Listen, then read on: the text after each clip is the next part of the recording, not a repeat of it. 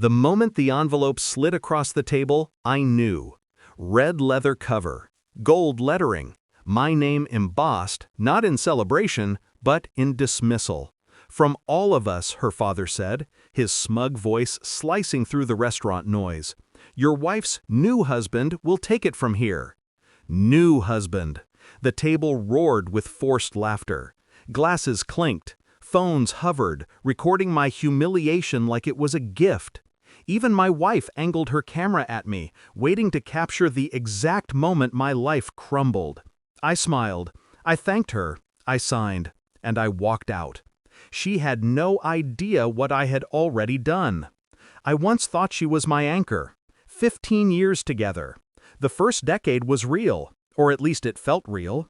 We built a home, raised dreams out of debt, laughed in small apartments, shared burned dinners, and whispered promises. Her family was the cost of entry. They treated me like a visitor, never a son. I wore patience like armor, endured their smirks at my background, their little digs about my ambitions. I swallowed it all because I thought she was worth it. But she was theirs before she was mine, and I didn't see the strings they were pulling until they tightened around my throat. The first clue came a year ago. She started locking her phone. Then came the trips, work conferences with no receipts, no name tags, no photos. The scent of cologne that wasn't mine clung to her scarf one night. I asked once, she laughed it off, said I was insecure. Maybe I was, but insecurity sharpens the senses. I installed quiet eyes, small cameras in the house, a GPS in her car, backups to a cloud she didn't know existed. I read the truth in her texts before she deleted them. I watched them kiss in my driveway, in my bed.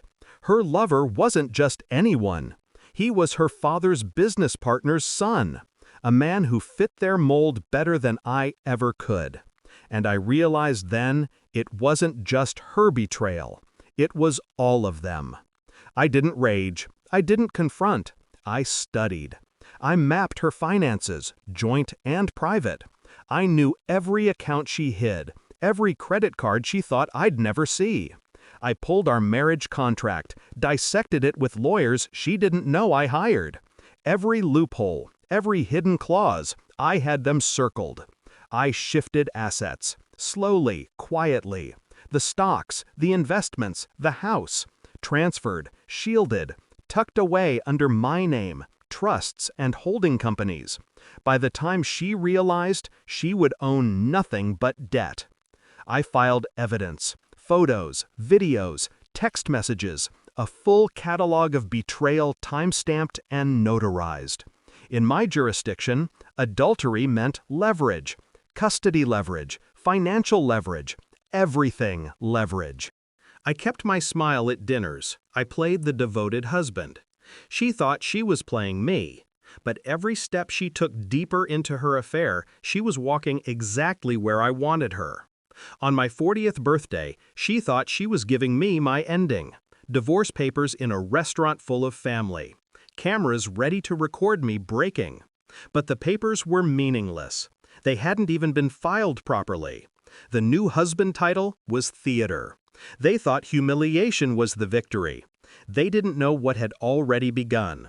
That same morning, before I dressed for dinner, my lawyer submitted the petition, divorce on grounds of adultery, evidence attached, requests for sole custody, motions to freeze accounts, orders to seize marital property.